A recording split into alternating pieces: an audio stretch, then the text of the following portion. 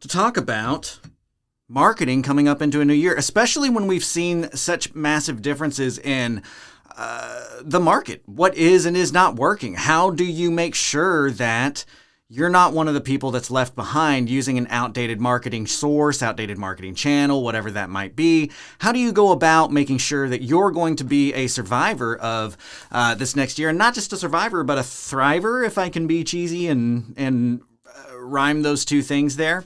One of the things that I think is really important for us to understand about looking at marketing in a new way is that the success, in my opinion, the big success that comes from companies, in my opinion, is you take principles that work and you figure out creative ways to apply those into other areas. We talk a lot about that in the standard real estate operations, but we also want to figure out, how can I apply that same principle to everything that my business does? How can I apply something that I know about football to my business? How can I apply something that I know about owner financing to wholesaling, right? And what it starts to do is it starts to expand your definitions and expand your horizon to understanding a little bit different views of how to define something, right? So what do I mean by that? That's all very abstract, but what do I mean by that? Specifically in the realm of marketing, I find that there is a massive opportunity for reevaluating what you use in your mind as your definition of what marketing is. Okay, so here's another example, and then we'll get right in. Here's another example of applying one principle to something else, but more so of kind of shifting how you define something and seeing how that might help you. Okay, so one of my employees has trouble with note taking, right? I work with them on, hey, I need you to take notes so that you can, reference this later on, whatever that might be. And he's like, man, I have never been good at taking notes. Like, I've always done really well on my tests. I've always done really well wherever I've needed to have that information. But like, note taking is not a skill of mine. So in this coaching situation, I started defining it as, okay, well, maybe let's not call it notes, but what is the methodology that you use to recall information that you may have found previously, okay? Because that doesn't have to be notes. That's what note-taking is, but it doesn't have to be necessarily notes. And what we find is that oftentimes, along even in that same principle, we have to understand that even just the words that are used, the definition of those words can lead you down one road or the other. And that can either be a good or a bad thing, right? In negotiations, for instance, we have to understand that, hey, if I am buying a house with owner financing from somebody, and I say, hey, have you thought about owner financing this house to me? The likelihood of getting that answer or that deal taken down versus saying, have you ever considered taking your equity in installments, is far lower because of the words that we are using to define this process, which does not change. There's an absolute truth here. I know that's a kind of a theological debate of whether or not absolute truth exists, and I argue absolute truth does exist, right? And there is an absolute truth here. The absolute truth here is that I'm going to buy this house, and I'm not going to give them a bunch of cash. Instead, I'm going to give them payments for that. Now, what words do I use to define that absolute truth can lead us down two different roads, because saying owner financing, there have been people who have been screwed by owner financing, and this seller may have heard on the news about some bad story where owner financing messed somebody over and, bad things happened. But what the seller has not heard is getting messed over by taking your equity in installments. It's the same process, but we are sidestepping some presuppositions that seller may have had about the process so that we can introduce as a new concept and talk to them about how that process works with us. Because absolutely, there are people out there who mess people over on owner financing. That's not us. So why should we get lumped into that category before we even have a chance to explain what our process looks like and why we are not going to be the type of person that rolls them over? Whereas if you just say owner financing, they connect the dots and they're done. Okay? Why does that matter for marketing? It matters for marketing because I think that people have a set definition in their head of what list building is. They have a set definition in their head of what marketing is. And trying to get out of that area can be very challenging.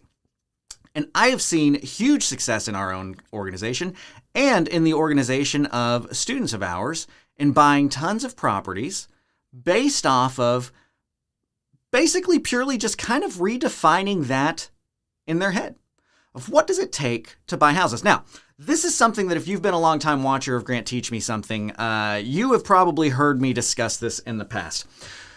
Because it's funny to me, and I finally think, as this concept, as I've presented it here, that we've kind of come to a way to help this through. But I semi-vent, I joke about this often because people will be like, well, where do you get sub-2 leads? And I'm like, networking. And they're like, yeah, okay, cool. So how do you send mail to get sub-2 leads? And you're like, and I'm like, oh, well, I think your best job is to network and go, man, that's awesome, man.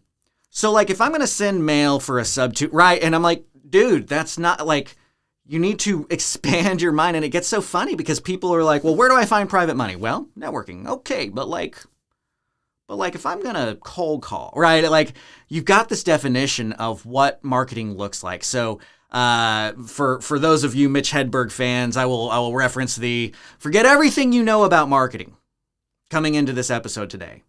I want you to clear your mind and forget everything you know about marketing. And as Mitch Hedberg would say, then he told me a lot about marketing, and I had no idea what he was talking about because I had forgotten what marketing was. I'm not a comedian. He is. I want to try to redefine this process, and I want to introduce and maybe expand a little bit of your horizon of stop necessarily focusing on it. Let me put it this way. If you are not getting the marketing results that you desire, okay, one way or the other, I think one of the best things that you can do is to really evaluate how can you make a creative move that's going to give your company explosive growth. That's one of the phrases that Ronnie, my partner, uses a lot, who's in charge of all of our direct marketing. What kind of creative solutions are we going to put in that give explosive growth? And I've spent this last 5 minutes kind of setting the stage for let's spark this creativity. So I'm going to give you a quick hit, and then we're going to dive a little bit more into it because I think that this topic does merit a little bit of slower of an on-ramp, okay? Like I've set up so far. So here's the quick tip. If you have marketing boiled down to its core, it is built by list building, list nurturing, and harvesting of that list, okay? It's a 3-step process. You have to build your list, you have to nurture this list, and you have to harvest this list. That is the core of marketing. The core of marketing is not skip tracing phone numbers. The core of marketing is not direct mail.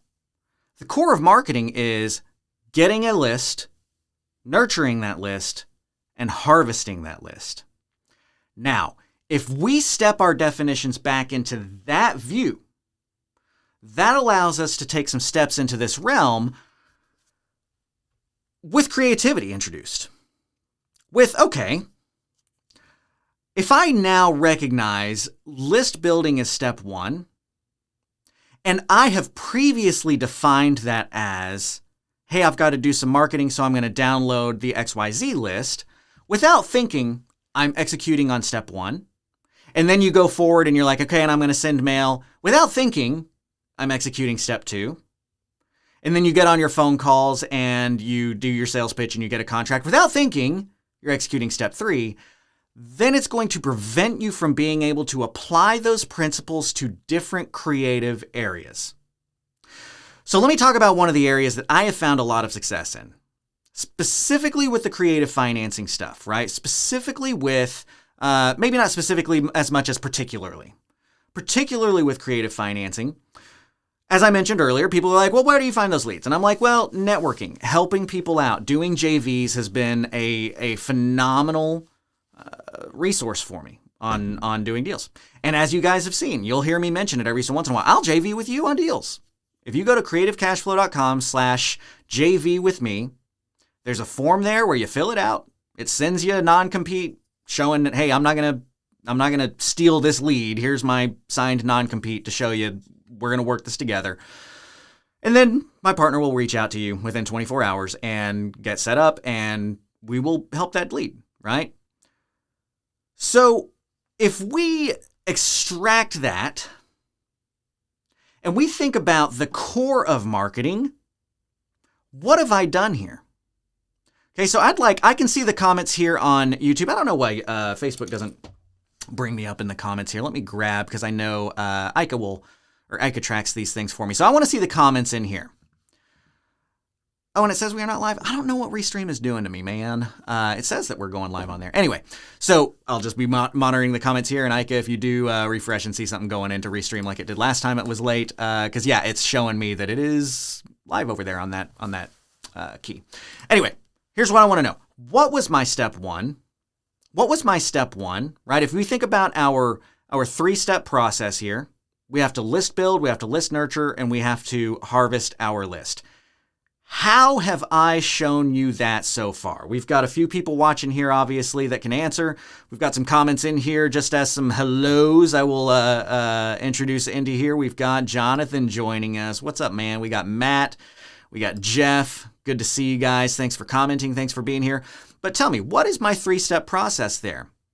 You have been a part of it, okay? The thing that I want to point out is that list building can look different for different strategies and can look different for different companies.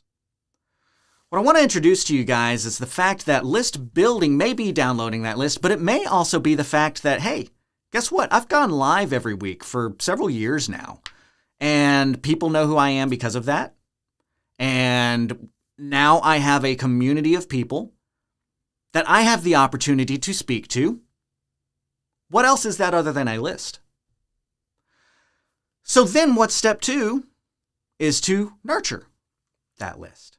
Now, I want to be really clear. This is not why I'm in this business, right? This is a secondary benefit of what I do here, because I love educating. And I think that hopefully that passion comes through as I'm doing this stuff. Hopefully you guys can tell that I mean every minute of that when I say that. Like, I do this because I love doing it. I would make way more money if all the time I spent on education, I actually spent building out our property house side. But I make money on the property side enough, and we've got a great business running over there that allows me to do this kind of stuff, so I do it. That's my first and foremost priority.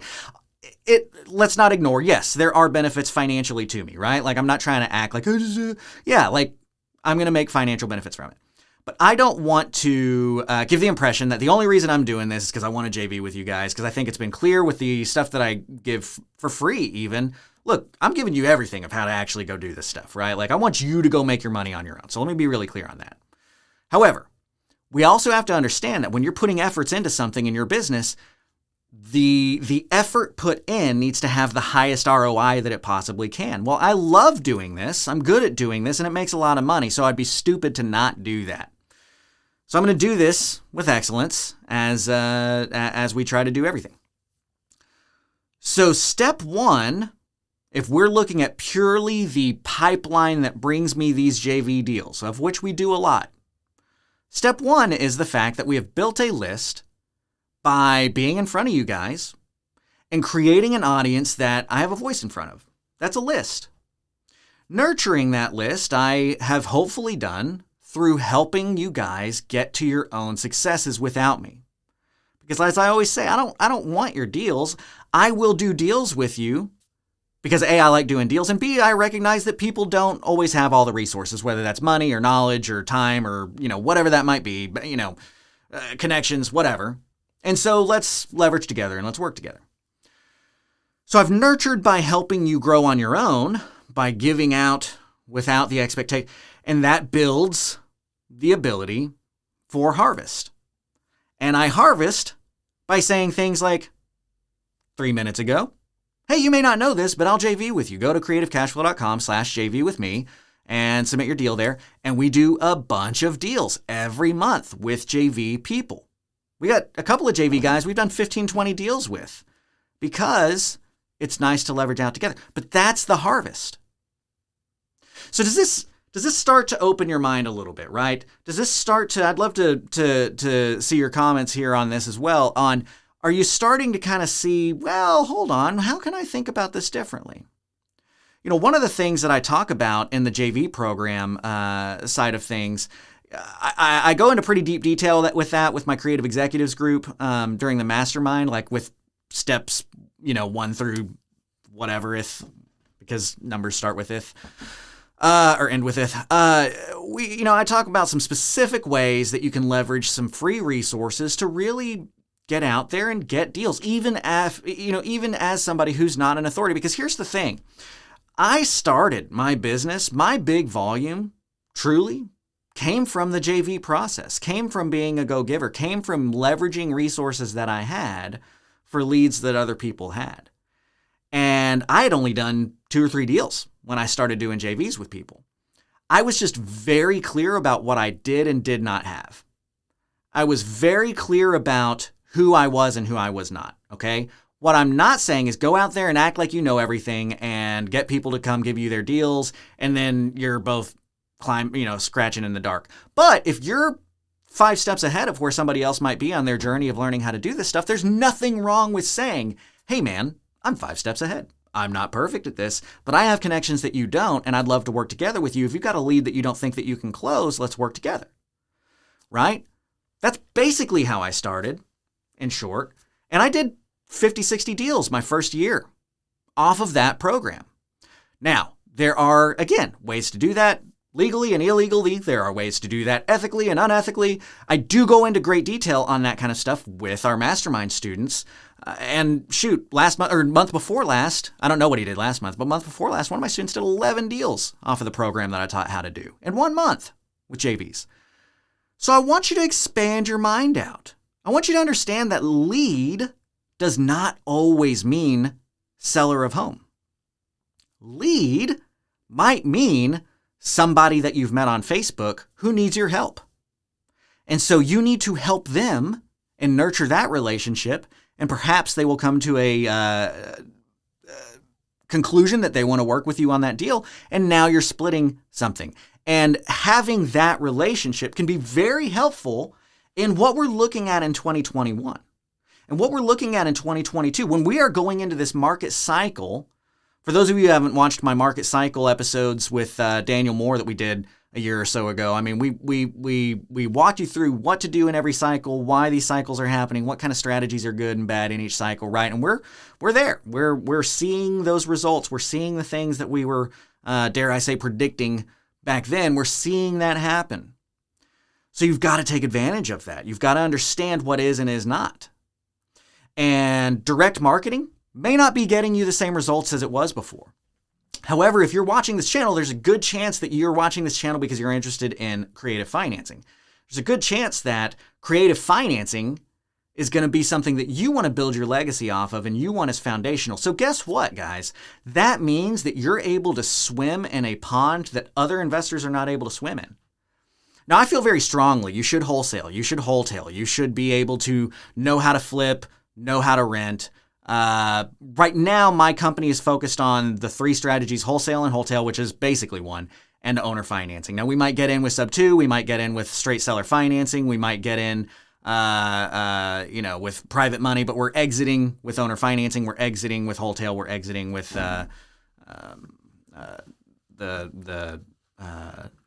sorry, I lost my train of thought there because I saw this. Yes, Jonathan actually nailed it right here. My man, Mark Monroe, work with him very often. The business is all about networking. Thanks for all you do, Grant. Jonathan, I appreciate it. Yeah, that's exactly what I was talking about. Mark, he's one of our mastermind members, and he actually did the stuff that we talked about doing, and he closed a ton of deals, which is awesome. Went from doing a deal,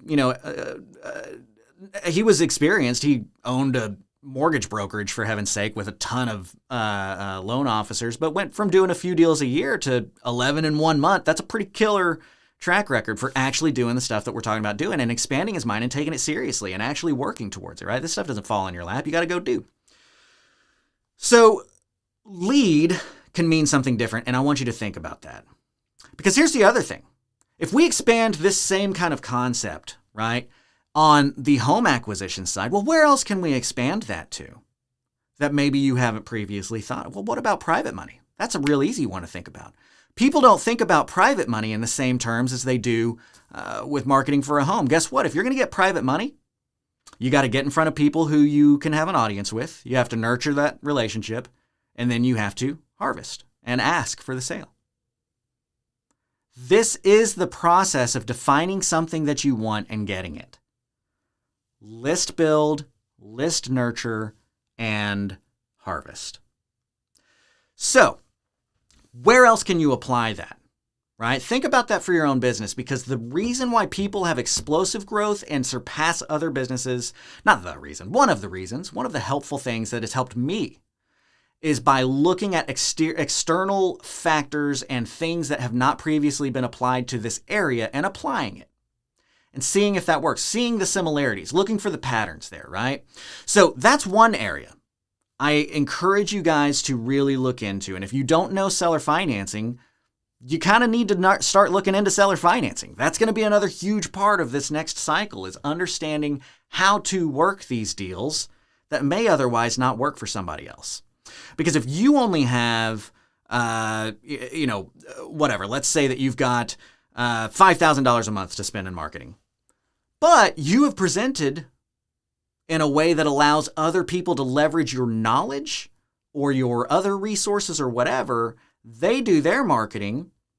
They find a lead that they recognize, hey, this guy has resources. Mark has resources that I don't. Grant has resources that I don't. I'm going to bring this to the table so that we both make money.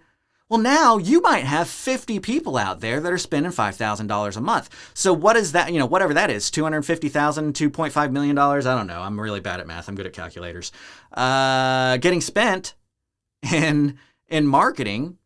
It's not your money, but you're getting benefits from it because you're building smart, right? Santiago, I'm glad you're here, man. He's a shining example. Since partnering with Grant and doing JV deals, I've closed 2 a month since July and said goodbye to my 9 to 5. Dude, I didn't know that. That's killer. Did you quit your job because or partially because of the deals that we've been able to do with you? That is freaking amazing. I love that, dude. Santiago is one of the great examples of what I mean when I'm saying, like, look, use the efforts that you have for the greatest ROI. Let's look at this a step further, right? As I encourage you guys to understand JV.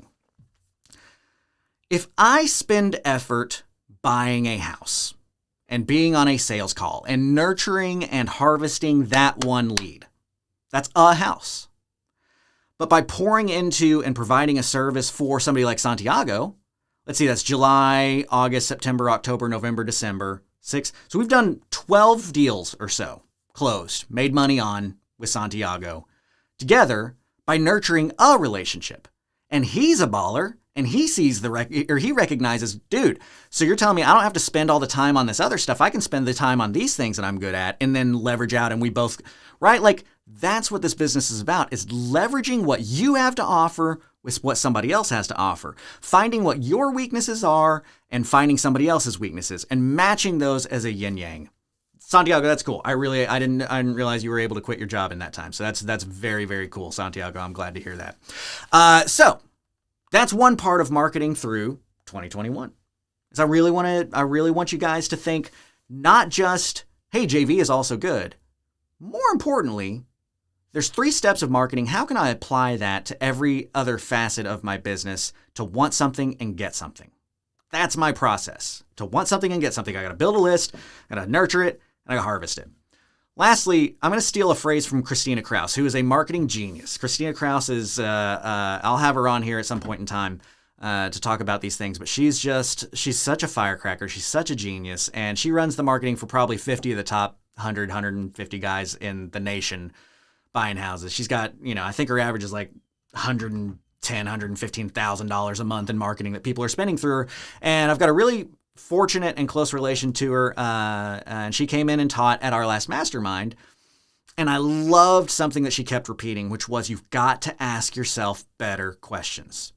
Okay? You've got to ask better questions. And this was not like in a response to somebody asks her like, hey, what's marketing? And her being like, ask me a better question.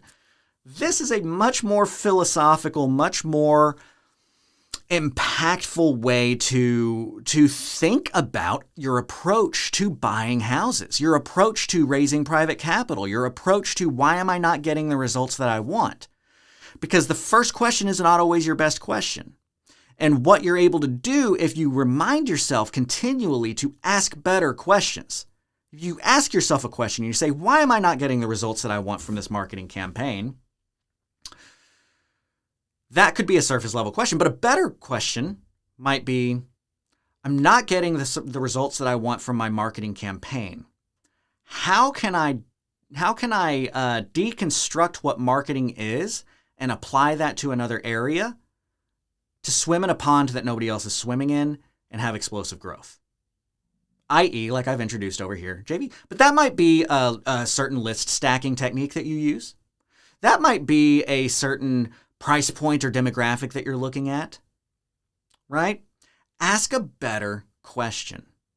So as you transition into this next year, and as you look at the results that you're getting from your marketing efforts, ask yourself, A, am I completely satisfied with this? But B, I think you should always be asking yourself, how can I get my cost per close down? How can I make sure that when I spend $1,000 in marketing, I'm going to close a deal?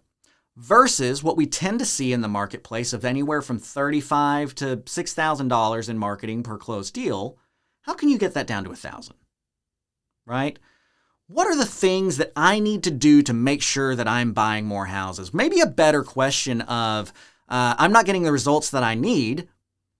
Maybe the question is not, is my list bad? Maybe the question is, do I negotiate as well as I need to? Do I have enough options in my tool belt to offer? If I look back at the reason people have said no to me, can I find a connecting factor that I have previously accepted as an absolute truth, which is actually not an absolute truth? Maybe I've just accepted that, man, I'm just really not good at buying probate houses. Well, maybe a better question is, why are these probate sellers not selling to me and selling to that guy? What is that person doing that's allowing him to buy this lead when I'm unable to buy it? Maybe your lead's not bad. Maybe your lead is not bad. Maybe you're bad. Maybe that's the better question that needs to be asked. Maybe you need to work on improving your negotiation ability. Maybe you need to work on improving your follow-up techniques. Maybe you need to work, right? Because what happens is, and I like earlier we saw Matt say consistency, right? Like one of the call outs for something that's very important. And I think he was calling that for the, what have I done here to build a list, nurture that list, and harvest that list. But I want to pull this back in here to this section of the consistency at which you are marketing and finding results and analyzing those results. Because one of the things that I took away from, so Rich Dad Poor Dad got me started. It was the first book that I read. Now, many of you, actually, I'd love an overview from you guys. What was the first book that kind of got you, or the first thing that sparked your mind to say I want to get into real estate? Actually, here we go. I like this. Just as I say, sparked. Turned on a light bulb. Harder for introverts, I think. Let's talk about that in a second. Because there's a better question. Right? Let's talk about what a better question might be. I really love you bringing that up because that shows a level of self-awareness that is very important. So that actually leads very well into my next topic. But Rich Dad Poor Dad, sorry. So Rich Dad Poor Dad got me into it. One of the big takeaways, one of the major things that got me, because some of you guys may not know this, some of you may. When I started this business, I legitimately counted my negotiation skill as a weakness, okay? Not just as a neutral. I was weak in negotiating, which is specifically why I started the JV program, because I was scared to get in front of sellers, to not have the information, to negotiate. I did not have confidence there. So I started giving up a huge portion of deals to work with other people's leads so that I could leverage what I did have, which was knowledge and connection to resources. Because I got in and I was partnered up with Scott, who's a genius, has tons of money. We were able to leverage that, right? I leveraged what I did have and would tell them like, hey, this is what needs to be done here. And this is maybe a suggestion I would go back, but then they would go do it. And A, it was time I didn't have to spend, and B, it was solving a problem that I was fearful of getting in front of sellers and doing well. Well, now negotiating is one of my strongest skills. It is something I identify by, my ability to negotiate and take down deals or whatever, to harvest a list, right? And Rich Dad really pointed something out for me, and I think that this is a big ask yourself a better question thing. Do you think that Tom Brady just woke up and was just born able to be such a phenomenal quarterback? Do you think that Michael Jordan just was born able to be such a phenomenal basketball player? And in a lot of ways, yes, natural talent does play a part. But they practiced and they studied the game. Right? Anybody who's seen any of that Jordan, The Last Dance, he's like, that wasn't good enough. We're like going for more, broke, studying the person who is in there, taking it actively seriously. They became good at something because they recognized what they wanted and they asked themselves, how do I get there? And they took action on that. Okay? So if you are nervous about any of the facets of your business, you are nervous about your ability to market. You're nervous about your ability to negotiate. You're nervous about your ability to whatever. You've got to understand that everything is a learned skill, right? You can get good at anything that you choose to get good at. I promise you that. It just requires the willingness to make the sacrifices it's going to take to get there. So, how does that, right?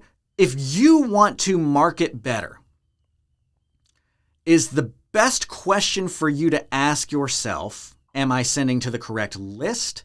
Am I the best negotiator? Am I blah, blah, blah? Or is maybe the better question for you to ask yourself, what do I truly have to leverage in the marketplace? Let me take an inventory of what I have that other people may not have. That might mean seller. That might mean other possible JV investor. That might mean possible private money lender. But what do you have? And I guarantee you have something. You will tell yourself the lie, I just don't have this or that or the other. Guess what? There is something that is as Liz Wiseman in Multiplier says, that is your native genius that is difficult for somebody else. How can you provide that as a value to somebody else so that you both reach an agreement that gets you what you're looking for? There's your core. And then from that question, you say, okay, well, if I now know who I am, know thyself, one of the most important principles of business. If I now know who I am and what I do have to offer, let's not focus on, so like golf, for instance, right? In golf, if you focus on the water, you're going in the water. I used to ride motorcycles. If you focus on the wall that you're getting a little bit too close to, you're going to hit that wall. It's called target acquisition. It is a natural thing. What you have to do is you have to focus on the thing you want instead of the thing that you don't want. So if you find yourself in a situation where you're like, I'm not getting the results that I want, and it's because of these negative things, I'm going to encourage you to spend this next season, however long that takes for you, to sit down and think about, what do you have to leverage? What will you be able to gain off of? And focus on that. Build your business around that. Okay? I've got a big principle that I try to live by, and not everybody shares it. Not even internally do people share it, but it's big to me. It's the should versus would principle. There are things that we all know we should do, but don't. There are things that we all understand, hey, if I woke up at 4 a.m. every morning and I did this list and I worked out, I would have more energy, I would kill the day, blah, blah, blah, and you do it for 4 to 6 months and then it falls off and you never do it again. Then you spend 2 months depressed about how the heck do I keep freaking doing this? This is my 5th time where I've told myself I was going to do it. I start to just barely get some traction, and then I just stop doing it. This probably isn't even right for me. Blah, blah, blah, blah, blah. I'm riding a motorcycle into the wall. What you need to do instead is look for the apex of the turn. When you're riding a bike and you're leaning over, if you're looking here, you're going there. What you need to do instead is you need to know, yeah, I am going to hit the wall. If I try to look that way and go that way, I'm going to hit the wall. But I know that I can do this other thing. What is something that you can do? Because as we get, in 21st century America, and especially as males, it's a very male-dominated industry, but it matters for everybody. We've been trained that nothing good comes easy. You have to work really hard for everything which is true. However, that gets falsely applied to the things that are hard are the things that are of most value. That is not true. Because something that's hard for me may be super easy for you, and something that's hard for you may be super easy for me. So find that relationship and yin-yang it, even internally, even through process. I'm not just talking JV, but again, here's a principle. How can I apply the same thing that makes me money in JVs to my internal business? Maybe I find it really easy to talk to a JV partner, and I don't find it really easy to talk to a seller. Maybe vice versa. Build your company around what you will do. Focus on that and put the tools around you, because guess what? You own the company. You have the ability to do that. When you're building your marketing campaign for next year, if one of the problems that you run into, which is let me ask this. Actually, I'm going to put in a question beforehand. Okay. We got 20, 30 people watching. I want to know, what is the thing, if you're not getting the results that you think that you want to get, what would be one of the major reasons that you feel that is the case? What is one of the major reasons that you feel is why you are not getting the results that you set out to get initially? What would that be? Drop the comments. I want to see that. Because one of the most common things that I see is lack of consistency, as the wise Mr. Matt Smith earlier said. That lack of consistency can kill you. And then beating yourself up because you're not being consistent on that can kill you. So what's the thing that you will do next year? What will you do consistently? Ronnie brought up a quote to me the other day that I really liked in context of things like this. If you can't do something big, what was it? If you can't do something big well, do something small well, or something like that, right? If you are constantly planning for something that you know is going to end up failing, why are you putting yourself on that hamster wheel? This is marketing. This is what people do to us, or this is what we do to ourselves, is we say, well, that guy made a lot of money and he said that he made it by doing this on his marketing. Well, maybe that's because his native genius is list pulling. So why are you trying to do what he's good at? That's like, I don't know. It's like looking at an Olympic long jumper and saying, well, that guy jumped 24 feet.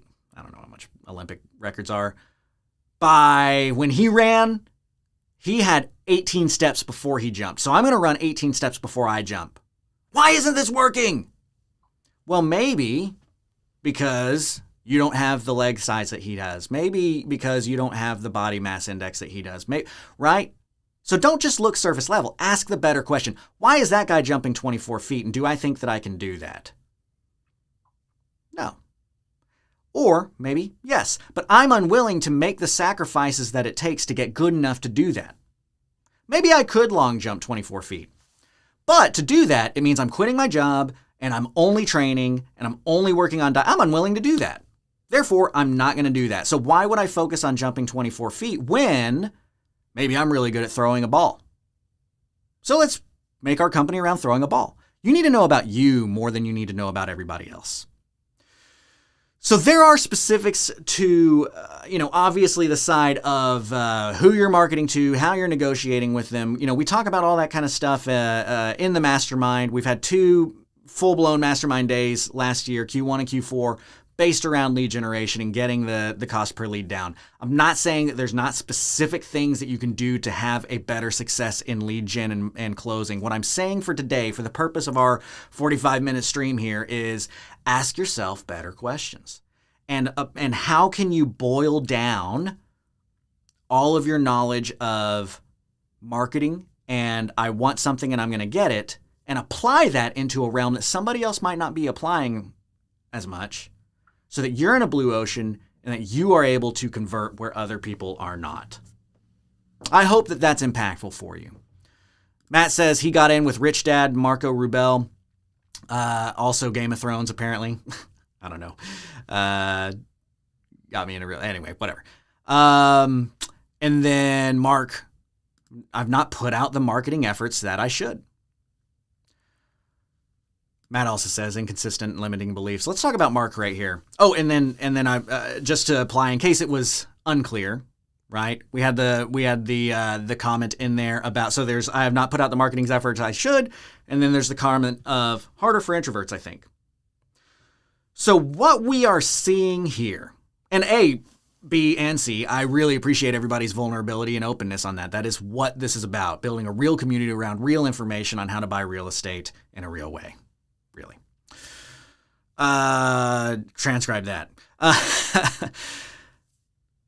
But that implies a focus on what somebody else has been successful on.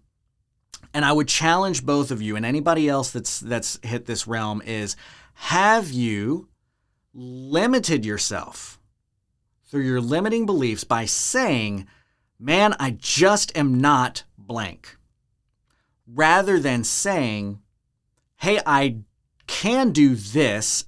Is there a way for me to leverage that into a bunch of money? And spend some time on that one. So again, possibly with the comment of the introversion, that might be very similar to my take on not wanting to get in front of the seller. But maybe you can get really good at back office and you can get really good at fundraising or something like that you can provide to some crazy extroverted salesperson so that y'all can work together to get to higher and better plateaus and then break through those together, right? It's all about the teamwork. It's all about having people around you. Teamwork makes the dream work. Woohoo! So I would encourage you guys, as I leave you, the major points that we want to say here.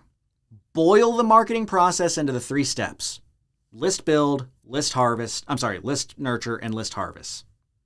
And then ask yourself, as we go into 2021, better questions. And start with, what am I good at? And is there a way? Not can I. I want to take out can I, because I want to transfer this into, is there a way to leverage this thing that I do have into money? And if yes, take action. And if no, say, what is it? Remember I was talking about getting down to the core question. What is it? How do I put this? What is a quality that contributes to this thing that I'm good at, which might be, how deep do I need to go before I find something that is leverageable? And if there's nothing there, then where in this chain of qualities is there something that says, then I can learn this thing? The kind of person who does this, right now I'm not the blank, but like for instance, right now I'm not great at list building, but I am really good at researching on the internet and talking to people and getting information. So I can use that to research and find the right people to talk to build better lists, which is going to be the foundation of my growth. How can you do that moving into 2021? So I hope that this is impactful for you again. I hope that you've enjoyed this. I'm Grant Kemp from CreativeCashFlow.com. I love training. I love teaching you guys how to buy more houses and how to build a team around you that supports your vision and allows you to get that legacy that we're all looking for, that provides for your kids' to go to a good school, founded on single-family real estate, particularly with creative financing. So if you're interested in working with us on that, check me out, CreativeCashFlow.com. Again, I do JV with people, CreativeCashFlow.com/JV with me. harvest, harvest, harvest, harvest, harvest. I would love to work with you guys. Thank you for being here, and I will see you, actually not next week. Happy Merry Christmas next week. Maybe I'll see you next week, but probably not. Merry Christmas next week. We'll see you guys on the new year.